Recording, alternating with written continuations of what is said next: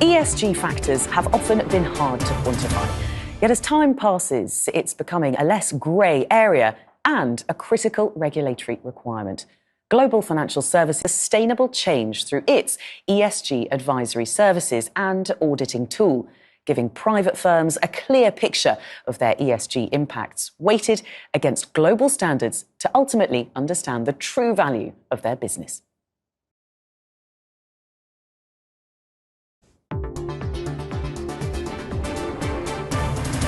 And governance principles known as ESG are becoming increasingly important for businesses across all sectors. And now we're trying to really evolve. Passionate about the environment, and as a global business he wants to drive positive change in the financial services space to support greater investment in a more sustainable future. Everyone has to do something about it. It's not just about politicians and scientists trying to fix it and everyone else washing their hands of the problem. We all have a role to play, and I think particularly in the asset management space, with the deployment of capital, whether it's debt capital or equity capital, that can be washy. It's not all qualitative. It's actually measurable, so you can score it and benchmark it. And that's what people have really struggled to do before. I would say there is not a business in our portfolio that hasn't benefited from this process. We certainly have. With that qualitative and quantitative measurement for ESG within any given asset. And that's just been hugely powerful for us. We've gone from a spreadsheet to a full-blown life cycle ESG auditing tool that helps us on the way into the business. It provides us with the sort of annual monitoring, but also important agenda setting information.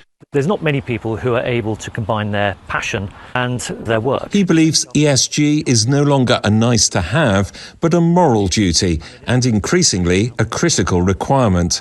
Regulation is beginning to change. So investment managers, if they're in the European Union, have to collect data and have to disclose environmental social governance information about themselves and their underlying investments. At the same time, you have a fiduciary want and demand, and that is the people on the street who put their money into pensions, they put their money into insurance. Their cash flow and how that cash flow is put to work is very important. What's so important to us as a leadership team is that we walk the walk, not just talk the talk. It's important these ESG values are also brought to life in its own business. We've partnered with Eden Reforestation projects, and what we do is we plant 10 trees for every new client contract signed and 5 trees for every 5 years absorbed over the next 5 years. We've talked there about the E, the environment and sustainability with regard to that. But what about the SG, the social governance? It's about investing in people as well as the planet. Exactly, and too often people only focus on the E, the environmental piece, but societal equality and sustainable future for us as a human race, for the financial services industry, we have to focus on those things too. So what that's about is bringing diversity of thought to the leadership conversation. So different genders, different ethnicities, different age groups, all contributing to that conversation so that we can be the best business that we can be. It's all about changing the conversation when it comes to ESG, and by investing in people and the planet, asset managers can not only make a difference, but bring integrity, relevance and longevity to how they do business.